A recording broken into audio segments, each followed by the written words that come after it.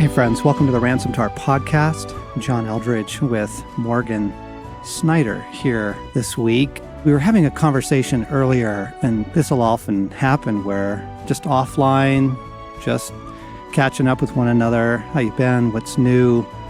Somebody will say something. You go, oh my goodness, that needs to be shared. And Morgan, you were just talking about hope and restoration, and like if you only knew the outcome of certain things, yes, it would have shaped how you lived in them differently. Yes. I just thought like, whoa, that was so powerful. Let's go back into that. Yeah. And let's share that with our friends. Yeah. So recently I was on a hunt. I took my 10-year-old princess Abigail and my 13-year-old son Joshua, and it was Abigail's first time to join us on a big game hunt. And the scene, I'm in the plains of Wyoming. The sun is setting. We've just had a full day in the field. The kids are in our little pop-up camper, just laughing and playing. And Sherry is out with Stacy leading a retreat.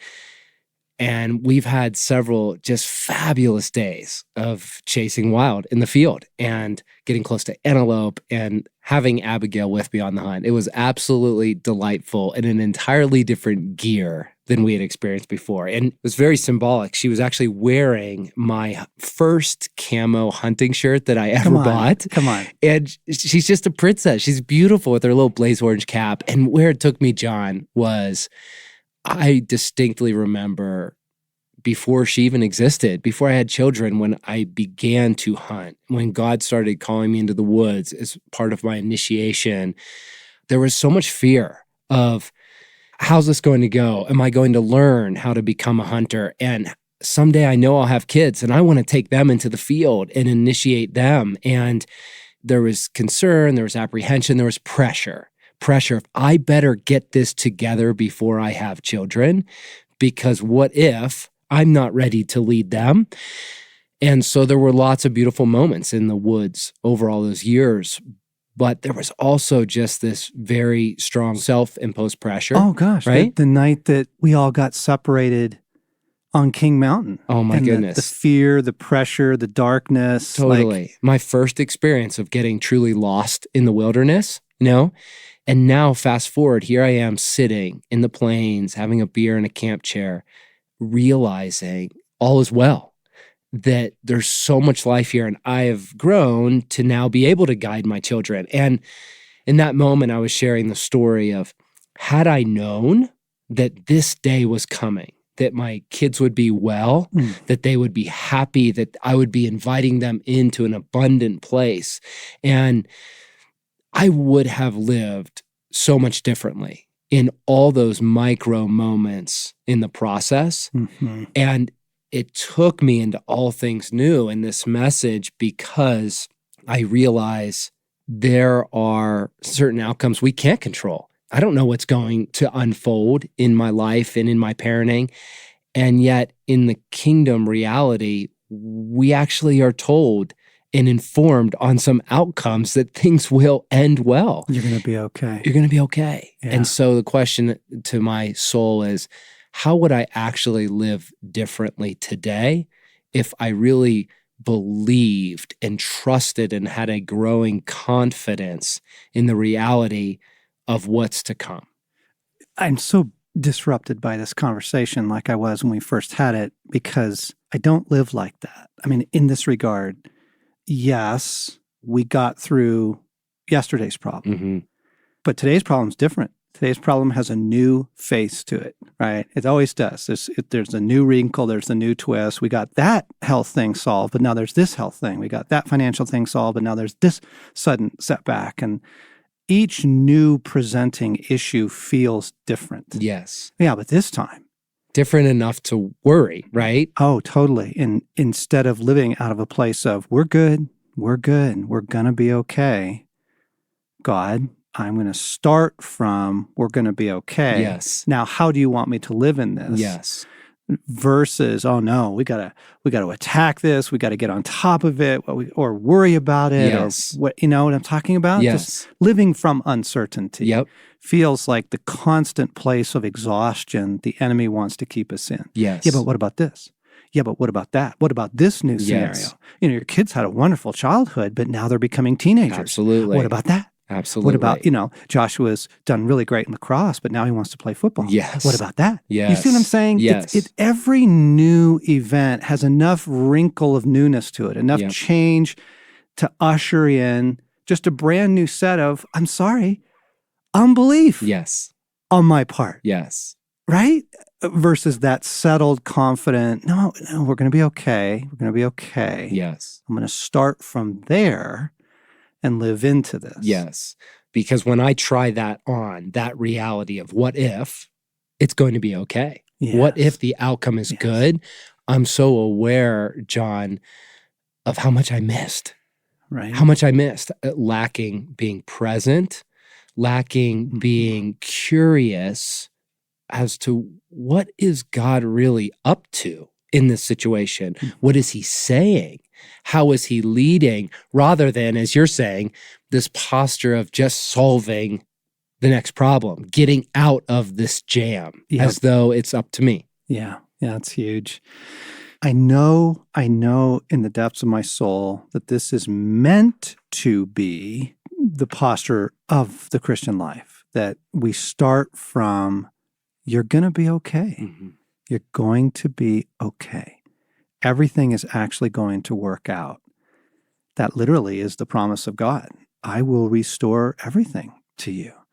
The message that we've been trying to communicate through All Things New is there is nothing that can be stolen from us now that we are in the hands of God. It's not a universal promise, but now that we are in the hands of God, now that we are his sons and daughters, there is nothing that can be stolen from us that God will not restore. And starting from the place of, I'm okay. My life is going to work out.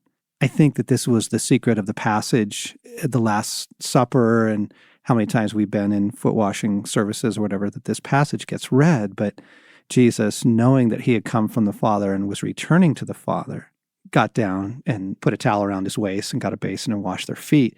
I think the point they were trying to say was Jesus knew everything is going to be okay. I know it's going to work out. Enabled him to go to the cross, enabled him to live the way he did. And I know that this is meant to come into our understanding in ways that, frankly, it just doesn't for most people. Mm-hmm. And one of the things I want to point out, we don't rehearse these podcasts, so we're kind of free associating our way through it. But one of the things that Dallas Willard tried really hard to get across in his teaching is that your life is not divided into two parts. There's not this life and then heaven. Mm. That your life is actually a continuity. It is one life. And so Jesus on, the evening of the Last Supper and Jesus on the morning of Easter, he's the same person and he knows the same people and his life carries on. Like the continuity is there. There wasn't, there was his wonderful 3 years of ministry on earth, but then he went to heaven. That's not actually how Scripture wants us to view it. Yes. It wants us to view it that death is no longer this great divide in which you have your current life. Yes. And then we all know in our gut that at some point it ends. And then there's some other life, right? And we don't hope for it. We don't think about it. Yes. It's weird, bizarre, misty, vague, and therefore everyone's focus is on this life, right? And so just to help us by drawing a distinction, if you live as though it is one life with continuity compared to you have this life and then you have some vague thing to come, like how does it shift? Well, because then you can live like I did kind of come down hard on bucket lists in the book. And I was just pointing out, nobody's making bucket lists for heaven. I literally have never met a human being in my 30 plus years of being a Christian. I've never, ever met a committed, deep disciple follower of Christ. Never met one who had bucket lists for the coming kingdom. We make them for now. And because the bottom line is everybody thinks this is it. We really do. Like, it's not a continuity. I have my life right now that's precious to me. I want to get the most out of it I can, because then there's this other thing, which I'm told will be wonderful, but it's so beyond my comprehension, it doesn't feel wonderful. I just trust that it will be, right?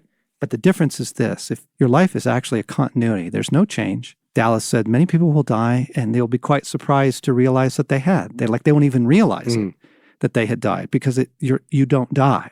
Death's been taken away by the resurrection of Christ, and your life carries on. And if you knew, oh my goodness, well, in a few years, really a very short span of time, given my unending life, my forever life, I get everything I ever dreamed of. I'm good, I'm fine, I'm restored, I'm whole. Yes, the difference is dramatic. It's absolutely dramatic, because you know, I'm going to be okay. Yes. And therefore, though the losses I experience here hurt, they're not devastating. Yes. That's one thing. You go from hurt but not devastated. Yep. But you're free. You are free to not put so much pressure on this vacation, this ministry event, this thing that you care so much about. It's not so much pressure on your kids. Yes. Because you know it's going to be okay. Yes. I really think this was actually meant to be Jesus' assurance to us. Yes. You're going to be okay. Yes. Your life is going to be completely and totally restored. And I'm going to restore the earth that you love. And we're just going to carry right on. Yes. We're going to carry right on. The fascinating moment in the Mount of Transfiguration where the disciples see Moses and Elijah talking with Jesus, right? Like there they are. And they're just chatting, right? Like continuity of existence. Yes. Their lives are not over. Yes. They're still here. Moses is still here. Yes. Elijah's still here. They're still going on. Apparently close friends with Jesus because they're having a conversation with him. You see the normalcy of it?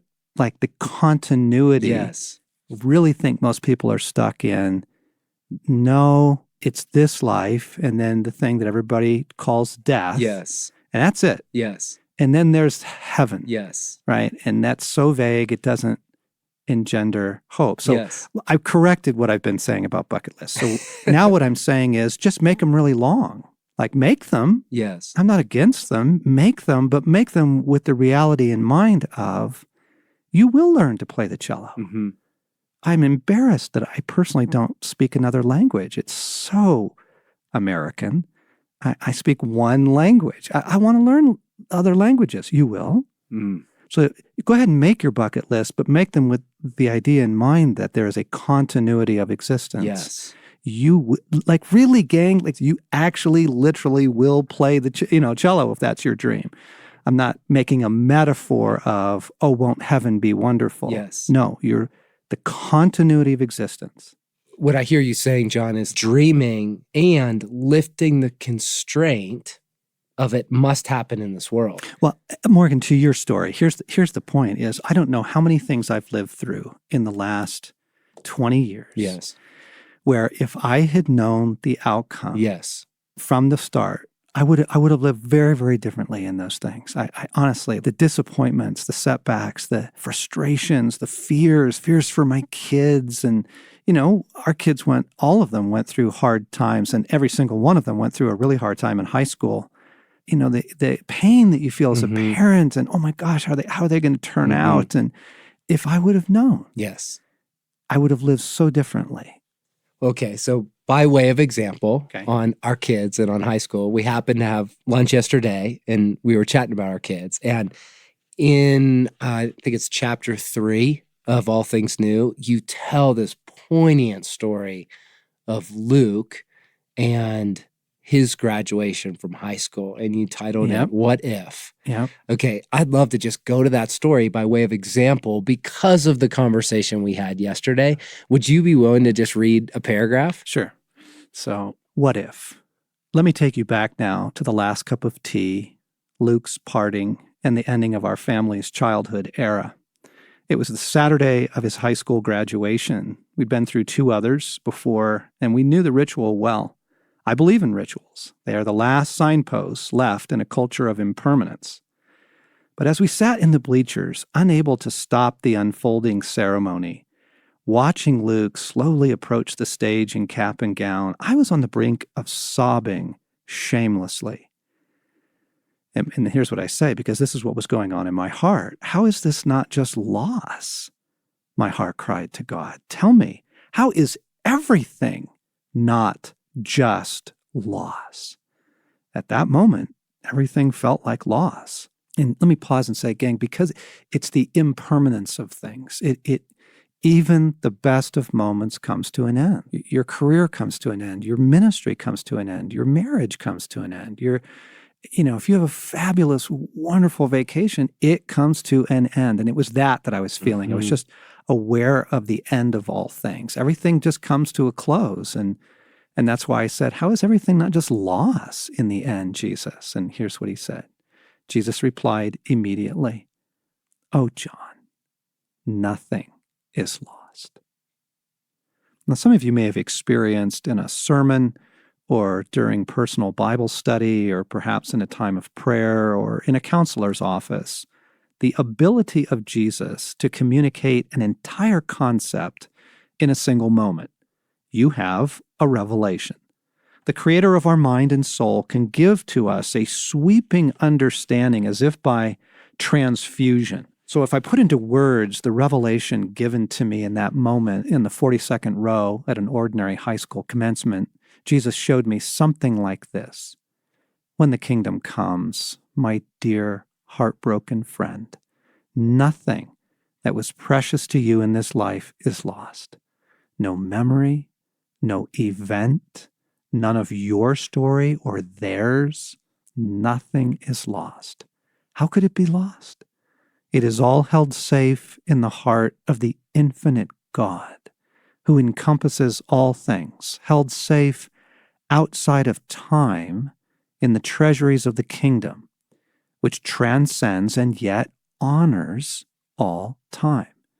This will all be given back to you at the restoration, just as surely as your sons will come back to you. Nothing is lost. And I go on to report the effect was nearly instantaneous. I went from desolate parent saying goodbye, not just to our last child, but to an entire era, to a beloved son who's just been given a sneak preview into the Christmas morning that will come upon all the earth. I underwent a complete emotional transformation. All time had stopped in the moment before that moment, and now I was completely fine. My body relaxed back into the chair like a man who's just set forth on a Caribbean cruise. I wanted to shout out, "You can carry on. I'm good now." Nothing is lost. I really think that this is meant to work its way into our being. It's meant to work its way into our souls. Yes. And I'm surprised, Marks, we did a lot to talk to our friends and our followers about this. We put out some small films. We did kind of a TED Talk thing we did online, Facebook Live stuff, the Facebook Live book group I've been doing, which you can still obviously get on and watch and participate in on Facebook. But I'm just surprised at the number of people who, frankly, they're just not interested. And, we just went through the California fires not that long ago, and massive, sweeping devastation, thousands of homes lost. Yes. And as I was watching the vineyards burn, and I just thought, if you don't have Isaiah, what do you have? I was thinking of the passage of when it's describing the coming kingdom, right here on this earth in an unbroken existence, in a continuity of things. Isaiah saw it, and he said, they will build houses and dwell in them. They will plant vineyards and eat their fruit. And I was looking at the vineyards burning, on the news several weeks ago, and it was like so clear to me. That's it. Like, if you don't have that, everything is just lost. Right. And so here's what I was afraid of for myself and for our followers. I'm like, John, don't make God have to take things from you so that you release your grasp. No one's embracing this hope. I mean, that's not fair. Many people are embracing this hope, but the number of people that we've reached out to versus the number of people that have responded, it is so micro. It's just staggering. The number of Christians who just don't have time because they're totally, utterly, completely caught up in this world. Right. Make life work here. Utterly, totally, completely caught up in now. And to try and offer this message of hey, there's a hope called the anchor of the soul, and we're meant to take hold of it. And it was just a revelation of, oh my goodness, I guess people just have to experience sweeping loss to be ready to hear the hope that is the anchor of the soul. I wish it weren't so. Mhm. I wish it weren't that way. But unless we seem to open our hearts to it, right? Yes.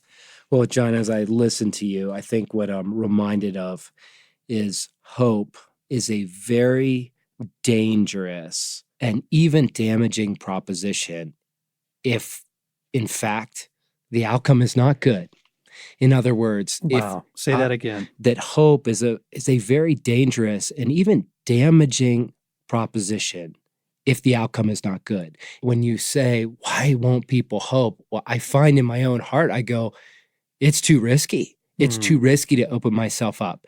But what I've been brought back to through God in all things new in this message, as you say, in it, I love it when you say, you remind us, I'll let you in on a little secret.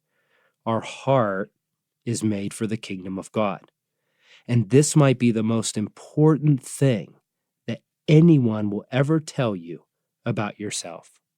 Our heart is made for the kingdom of God.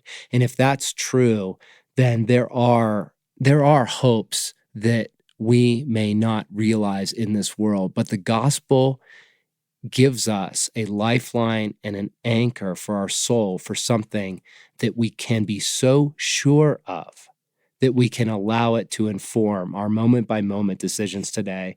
And the question to me and to us and to all of our allies is, how would that change things, really? Can we live from the outcome? Yes. Can we start, like if you'd have known that you'd be sitting in that camp chair enjoying this sweet moment with your kids, if you'd have known that was coming, Exactly. how much would that have changed, right? Exactly. Like, can we live from the outcome Yes. into this life? Right. Or yesterday we were talking about Luke in Livia.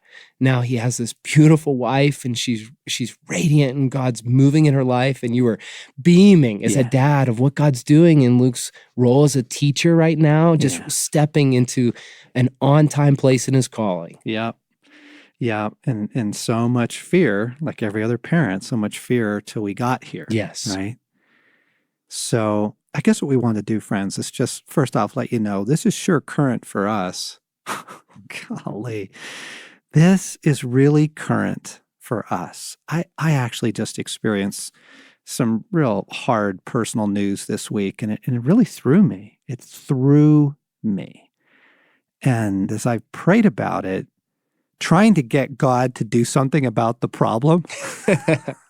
To solve the here and now, right? I am just so exposed in this. Mm. First off, it threw me, and that says a lot about where I was grounded or not grounded. Just some bad news, and then my prayer is trying to get God to do something about it. Mm. Instead, here's what God does: He gives me the daily reading, and the daily reading. Literally, I'm praying and asking God to change my circumstance, and I read this.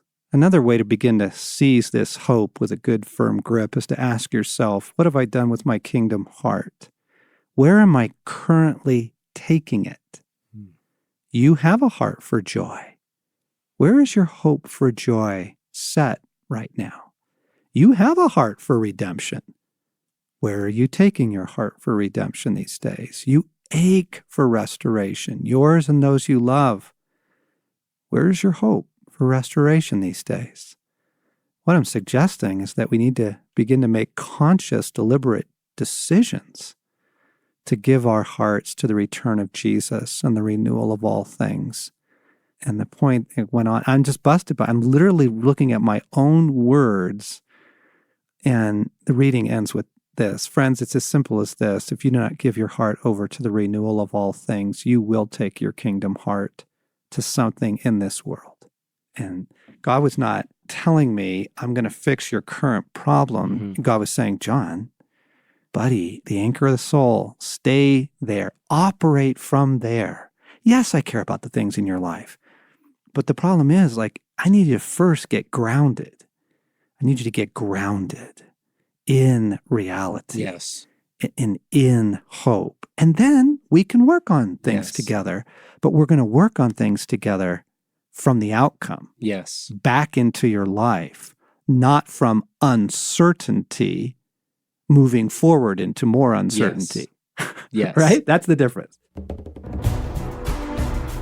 We just wanted to share that with you. And one story triggered another as we were chatting at lunch yesterday and thought you guys would enjoy and maybe benefit from the conversation. So I know you're busy. I know it. I am too. And I know you're distracted. But if I were you, I'd get the audio of All Things New and listen to it. I'd grab the book and take it in little pieces. You don't have to sit down and read a book. But if we don't begin to fill our hearts with this, man, then just the next sweeping set, it was Houston, and it was Puerto Rico, and then it was earthquakes in Mexico City, and then it was Las Vegas, and then it was the California fires. And gang, what are you grounded in? And we want to be the kind of people that are actually able to talk to the world about, let's live from the outcome back into this versus from living from uncertainty into further uncertainty. Yes. You've been listening to Ransomed Heart Podcast with John and Morgan.